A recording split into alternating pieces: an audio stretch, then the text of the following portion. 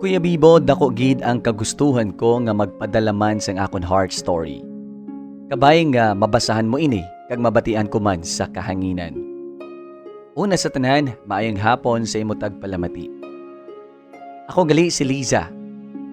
Halin sa isa ka banwa sa 4th District. Pero nagaobra diri sa syudad. May partner ako subong nga si Ryan. Nga amo ang naghatag sa akon sang konsumisyon sa adlaw-adlaw nga tanan. Para lubos mo maintindihan, Kuya Bibo, isaysay ko ang akon heart story. Nagkilalahay kami sinisang partner ko paagi sa isa kabarkada namon sadto nga time. Piyesta sa piyak nga barangay, Kuya Bibo.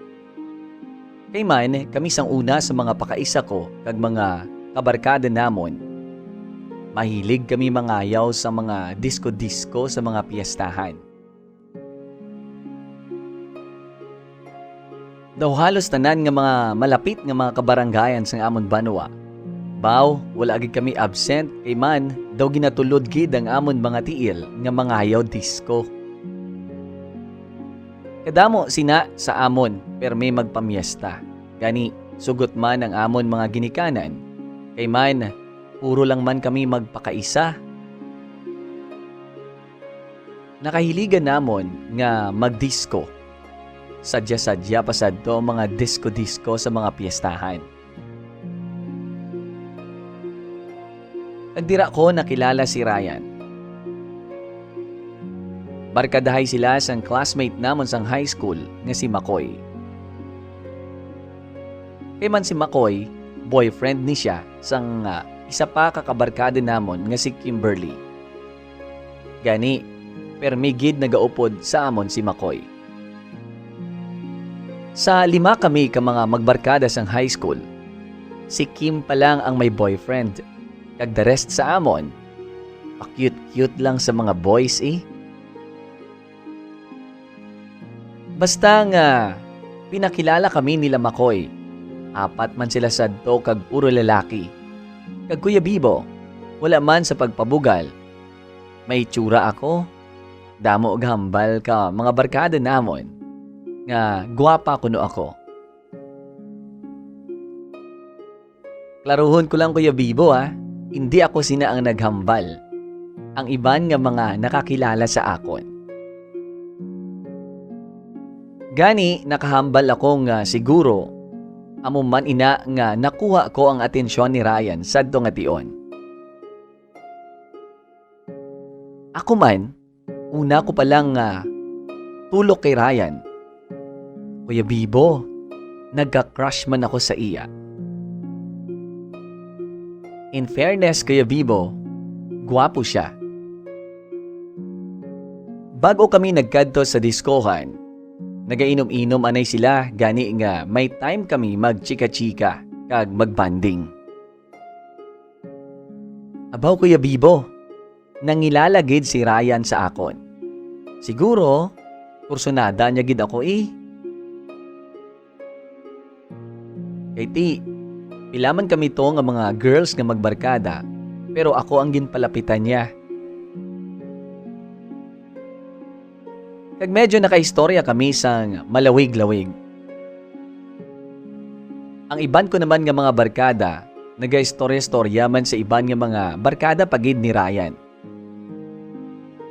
Pero ako, daw feeling ko sadto, nga si Ryan lang dayon ang nanotice ko. Ikagwapo gid sa iya, Kuya Bibo. Gani, waay naman ako kahatag sang atensyon sa iba pa.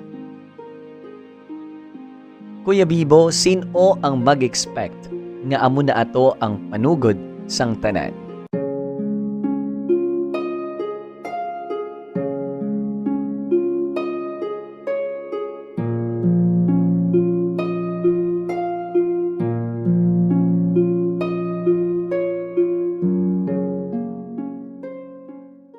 Sang naglakat na kami nga magbarkada pakadto sa diskohan. Siyempre, upod na namon si Ryan kag ang iya nga mga barkada.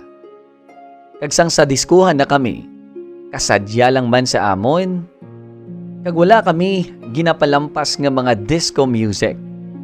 Kag kung mag-sweet na gani ang music, kapalanago kami sa mga kaobdanan namon nga mga lalaki.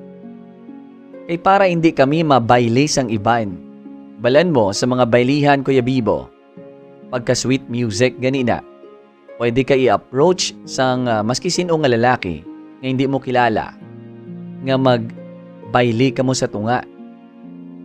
Sadto nga time, na-notice ko si Ryan. Na-feel ko blang ginasecure niya ako. Ang term siguro nga nagakabagay, inabalang do ginakudalan niya ako sadto nga tion para hindi ako mahagaran kag ma-approach sang iban nga magbayli sa tunga. Taga mag-sweet music na gani, Kuya Bibo. Ginadakop niya dayon ang akon kamot para nga hindi na makadiskarte ang iban pa nga mga lalaki nga luyag makipagbayli sa akon. Ginpabayaan ko man, bangod luyag ko man gani nga siya ang akon makasaot sa taga-sweet music. Sa tuod lang, dogulpi lang to ang nabatsyagan ko nga may feelings. Gamay lang para kay Ryan. Maski amo pa lang kami sadto nagkilalahay. Isa pa, luwas nga gwapo siya. Kahamot-hamot gidya sa iya, Kuya Bibo. Every time nga magkupo ako sa iya para sa sweet music kag pagbayli namon. Ambot, pero daw naluyag na kuya sa iya sadto nga time, Kuya Bibo. Happy gid ako sang gabi nga ato. Kay man nagustuhan ko man ang atensyon nga ginahatag ni Ryan sa akon. Madamo pa kami sang naistoryahan pagid kag nahibaluan sa isa kag isa. Pareho kami nga mga kalug. Cool lang man siya katama. Kag mahambal ko, gentleman man siya. Kagulpiyada lang sang tanan sa amon. Basta do may mutual understanding na gid kami nga duha. Grabe gid ang tama ko sa iya, Kuya Bibo. Hindi ko ma-explain, pero daw sang time nga ato, feeling ko kung nangaluyag siya sang gabi nga ato mismo. Siguro, ginsabat ko man siya dayon. Hasta nga wala na dito natapos ang amon closeness. Nangin textmates kami. Kag kundi naman gani ang mga fiestahan, basta may barkada kami. Nga makadtuan, ginahagad na namon siya kag nagaupod man siya. Kag kisa, gamit man kami with friends. Sa tuod lang daw nahulog naman ang buot ko sa iya. Kag siya, nagprangka na siya nga gusto niya kuno ako maging girlfriend. Kag Bibo, pareho sa gina-expectar mo, ginsabat ko man siya Kay ti, in love naman ako katama sa iya that time. Nagpadayon kami sa amon relasyon, Kuya Bibo. Kanami ilang man sang tanan sa amon. Oo, akoon ko hindi kami perfect. May mga away-away man kag mga sunggod-sunggod, pero maayos man namon kay malambing ina katama si Ryan. Maski ako may sala kag atraso, siya ginayang nagapangita sang paagi nga malambing ako kag madula ang sunggod-sunggod ko sa iya. Ginpakilala ko naman siya gani sa balay. Yakadto naman siya sa amon masami. Kag amo man ako sa ila.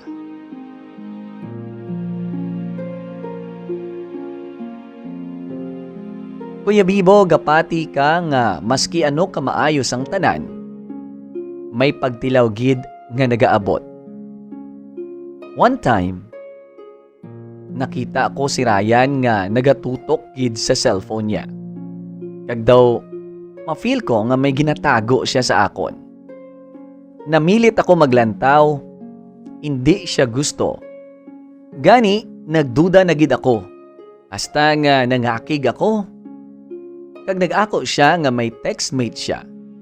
Tele-textmate mo lang kuno Kag wala niya man ginaseryoso. Palipas oras, kagambal niya sa akon, ka-OA kuno sang reaksyon ko. Pero nangakigid ako Kuya Bibo. Hasta nga ginuluuluhan niya ako kag ginlambing-lambing. Kag ako man nagpati-pati sa iya nga mga rason. Kag gindelete niya nga gatulok ako ang numbers ang ka-textmate niya kag tanan nga mga messages nila. Kag nahambal siya sa akon nga o ari na gindelete ko na ho. Kag hindi ko na iya pagsapakon. Nag-okay naman ako. Kag nadula lang man ang akon nga pagsunggod sa iya. Kaghasta Kuya Bibo nga nakapangita siya sang obra dira sa syudad. Ako ya nagtry man apply kag kaluy-an nabaton man kag kakita sang obra. Nag-decide kami nga mag-upod na lang para tipid kag syempre para kaumpisa kami. 23 pa lang ako sadto kag si Ryan 24. Abaw kuya, didto na nagsugod ang tanan. Kapati ka nga dira mo gali makilala ang batasan sang isa ka tawo kung nagaupod na kamo. Nag-amat-amat gwa ang batasan niya nga babaero.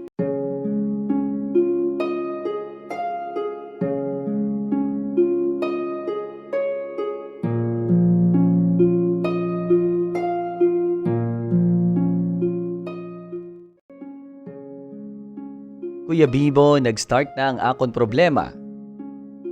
Sang nahibaluan ko nga do may pagka-chick boy siya gali. Amakon mo nga pati boardmate namon. Nakapanugid sa akon nga nagadili diskarte kuno sa text sa iya ang akon partner. Apwerte ang pangakig ko sa iya Kay man, why siya mahuya? Isa lang kami da ka ginaistaran. Kag kahimo pa siya nga magdiskarte sa boardmate namon. Ara naman siya sang lambing-lambing niya. Daw ka OA kuno sa akon. Wala man kuno sang issue gid, ginapadako ko lang. Kag si ako, ara naman, nagpati-pati naman sa iya. Kadasig lang magpati kag magpatawad sa iya. Ambot nga amo ako sina Kuya Bibo. Kag ang pinakamalala Kuya Bibo, nagsigi-sigi ina. Kadamo pagid ako nagakaladakpan sa iya cellphone nga mga babae nga ginapulupurmahan niya. May mga time pa na maring na ang cellphone niya. Ga pinadawag ang mga chicks. Ginapang-away ko Pero after sina namon away, maski ka isa, mahambal mo malala na nga away. Kag kung mag-sorry siya gani, nakadula lang man ang kaakig ko. Kagkadasig lang ako nga magsalig liwat sa iya. Nagsigi ang amon pag-updanay pa Kuya Bibo. Hasta nga one time, Kuya Bibo nadakpan ko gid sila sang iya upod sa obra nga may relasyon sila. Kag kapila nagali sila gatabo-tabo likom sa akon. Do manumog ko tao sa amuto nga time sa mall. Kay kita ko sila kag ako mismo ang nakadakop sa ila. Kay man may nakapanugid na sina sa akon nga may babae si Ryan. Maski ano ang kaugot ko that time. Kinhambalan ko lang si Ryan nga amo ni gali ibaylo mo sa tanan nga ginsakripisyo ta. Kag naglalain siya, sila sang babayi. Nagtalikod na lang ako kag dali-dali puli sa boarding house para magpanghimos. Kay bugos na ang buot ko sadto nga mabulag na ako sa iya kag mapauli na lang sa amon. Pagabot sa boarding house, pinanghimos ko bayo ko Kuya Bibo. Kag nagabot siya nga gasunod gali sa akon. Naginaway kami. Madinay pa siya. Kag ginapunggan niya ako nga maglakat Kuya Bibo. Kung ano ang pamutang ko sa bag sang akon mga bayo, amo man ang iya nga panghawas kag ginabalik sa amon nga bayuan.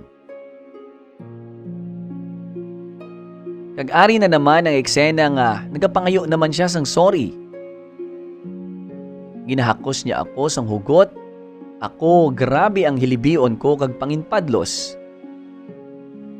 Siya naman, way untat ang pangayo niya sang patawad sa akon.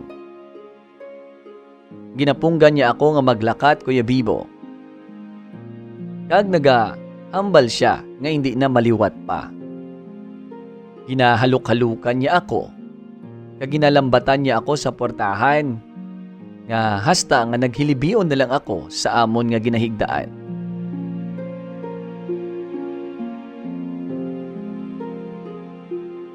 Tanan nga lambing kag mga pag-amo, Kuya Bibo, para mapamagaan ang pamatyagan ko, ginaobra ni Ryan.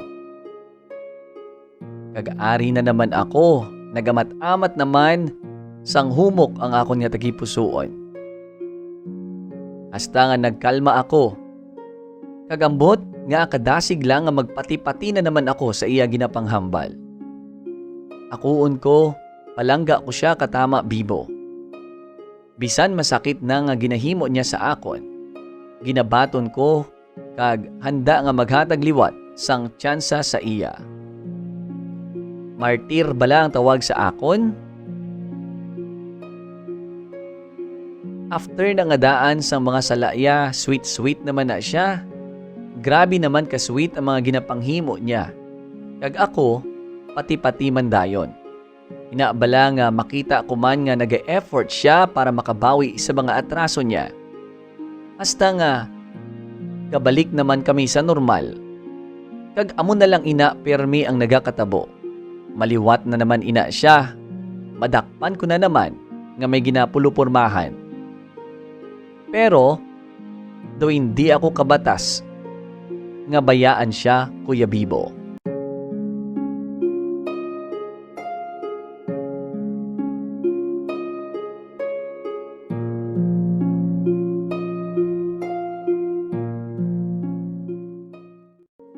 Ari na ang pinakamalala.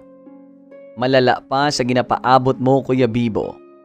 One time sad to, nag-decide ako magpuli na lang kay sakit-sakit ang ako niya tiyan sa ulubrahan. Kagdukalain sa pamatsyag ko. Gani naglisensya ako sa amon boss nga mapuli na lang ako kay kalain sang akon nga pamatsyag. Pag-abot ko sa boarding house, malinong kay ga-expect ako nga wala si Ryan kay sa ulubrahan niya man. Diyos ko, Bibo. Daw nagulpihan ako kag daw nagpalandulom ang panulok ko sang naabtan ko si Ryan nga may hulid nga babayi sa amon kwarto. Abaw, waay ako kapugong. Hinamros ko siya kag gintapa-tapa katampa. Pati ang babayi. In short, nag-iskandalo gid ako sadto nga time. Grabe nga kasakit ang nabatsyagan ko. Hindi ko na makontrol ang kaugalingon ko sang kaugot ko sa iya sadto nga tion. Sobra kasakit, Kuya Bibo. Sa amon pa mismo boarding house siya nagdala sang babae ya. Grabe ang pamuyayaw kag waay na ako nakapugong pa, Bibo. Ginganit ko pati ang babae. Kag si Ryan, grabe ang gapos niya sa akon. Kag tungod sa pag-iskandalo ko. Kag nagirinual kami sa kwarto that time. Nauyatan ko pa ang buhok sang babae. Sang nagululuwa naman ang mga boardmates namon kag ang amon nga landlady. Kaginbulag kami. Nagsalipot-pot lakat ang iya babae, Kuya Bibo. Si Ryan, katinguha nga ulu-uluhan ako pero daw masuka ako sa ginahimo iya. Dumalipong ako sa kaakig sadto nga time, Kuya Bibo. Hasta nga nakamarasmas naman ako. Wala na ako nagpahawid pa sa iya. Nang himos ako kag maglakat. Pinanghakot ko ang tanan kong nga gamit kag magpauli, Bibo. Kag maski sa jeep, hindi ako kapugong kaluha ako sa tuman nga kasakit. Hasta nga ari na naman, Kuya. Paglipas lang sang pila ka mga simana, si Ryan sugat-sugat naman sa ginaobrahan ko. Waay ko gasapak pero nagatinguha gid siya nga makuha ang akon buot liwat. Kuya Bibo, oo, nagliwat naman ako nga magpati-pati sa iya. Ginpatawad ko naman siya kag nagbalik naman kami sa umpisa. Una, daw okay man nga gapakita naman siya sa mga kaayo niya. Hasta nga nag-okay naman kami, kag daw nakampante na naman ako. Kag Kuya Bibo, abaw sa liwat naman, wala gid sang kadudlaan ako. Kag wala man siya sang tupong sa kakabalan niya klase lalaki. Liwat naman nga nagtinunto si Ryan. Nadakpan ko naman siya nga may babae na naman siya sa text. Gindinay niya na naman. Pero umpisa sadto, ginsinundan ko siya. Kag didto gid nadakpan ko siya. Na-confirm ko nga may bago naman siya nga babae nga ginadiskartihan. Abaw, nakibot ang babae nga ara ako kag ginyaw-yaw ko si Ryan. Sa fast food pa na ha, Kuya Bibo. Hasta nga nanginwala ang babae. Pero this time, wala na ako nag-iskandalo pa todo, Kuya Bibo. Ginkumpronta ko ang babae. Kaghambal niya, wala kuno sila sang relasyon. Kag-abi ya, wala man niya kuno sang asawa si Ryan. Amo na nga, nagpasugot siya nga mag-date sila. Siyempre, Kuya Bibo, may itsura gid man ini ang lampingasan ko nga partner. Di ko mabasol ang babae. Kagbalikan ko ang natabo, Kuya Bibo. Naglakat ang babae nga nagpangayo sang pasensya sa akon. Hasta nga nag-uli naman ako sa boarding house, Kuya Bibo. Maplano naman nga malakat. Kag ginpunggan na naman ni Ryan. That time, Kuya, mahambal ko, never pa ako napatupan ni Ryan. Pero sadto, tinampa niya ako. Kay ginayaw-yaw ko siya. Tungod sa pagtinunto niya na naman, kapila na ako magpatawad para di lang kami magbulagay. Kag sa tuod lang, maski kapila yan na ginhimo magpakasala, palangga ko gid siya katama. Kag dito naman, Kuya Bibo, nagahilibion naman si Ryan. Makapila ka beses niya na ina nga ginahimo, mangayo sang pasaylo, nagapromesa nga hindi na magliwat pa. Kagtagaan ko siya sang isa pa ka chance. Kuya, sa matuod lang, problema ko naman subong. Kay nakahimo naman siya sang sala liwat. Kag kuno, nagahinulsol na gid siya kag hindi na gid magliwat pa. Nagapakitluoy siya sang last chance. May pag-asa pa bala nga magbag-o siya, Kuya Bibo? Ano ang himuon ko, Kuya Bibo?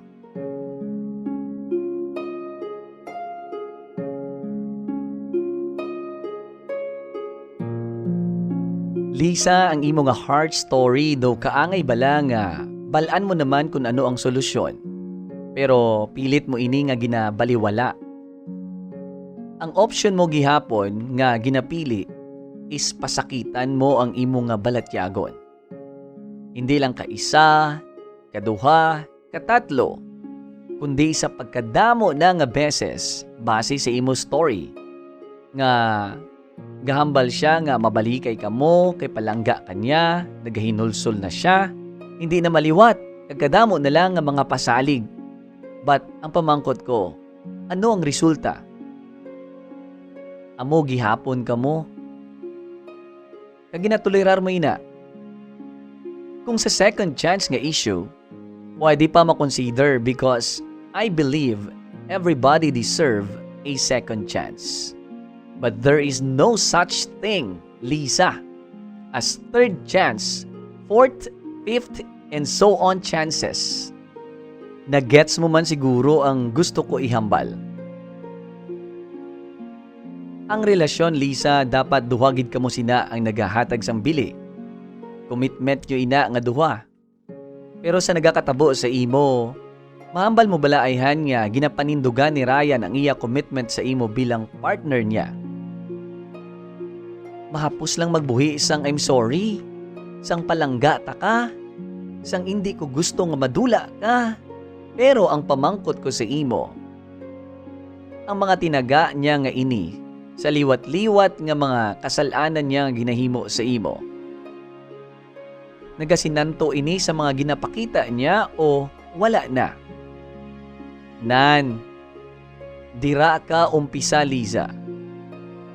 Duha lang man ang choices mo actually. Ang magbuhi sa relasyon nga ina. Or daw para sa akon, hindi man ina matawag nga relasyon. Konsumisyon siguro pwede gid. Ukon ang isa sa choice mo. Nga mapadayon ka nga magpakabulag sa iya. Kag pasugtan mo lang nga liwat-liwat niya nga sakiton ang balatyagon mo. Oo, tanan kita pwede gid magbag-o. Matuod din na. Pero sa case ni Ryan, mga san-o abi? Ikaw how?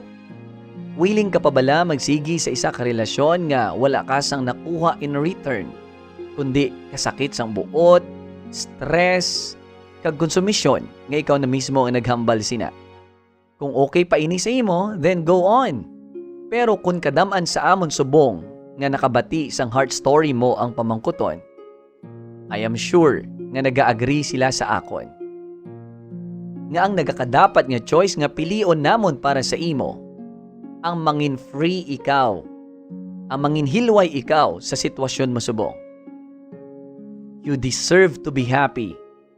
Kag hindi si Ryan ang makahatag sina sa imo, kundi ikaw mismo, Liza. Pilia kung ano ang nagakadapat para sa kaayuhan mo. Hindi pagkanuguni ang isa ka tao nga daw wala man nagahatag bili gani sa imo. Una siguro, know your worth as a person. Atagi bili ang imo kaugalingon. Kay kung makita mo ang imo bili, hindi mo na mapasugtan ang iban nga tao nga kuhaon ini sa imo. Ambal gani sa quote ni Coco Chanel. Nangita gid ako sa nagakabagay nga quote nga mapabalon ko sa imo, Liza. Beauty begins the moment you decide to love yourself. Again, beauty begins the moment you decide to love yourself. And for me, know your worth. Labaw sa tanan, palanggaa ang kaugalingon mo. Dira ka umpisa, and the rest will follow accordingly.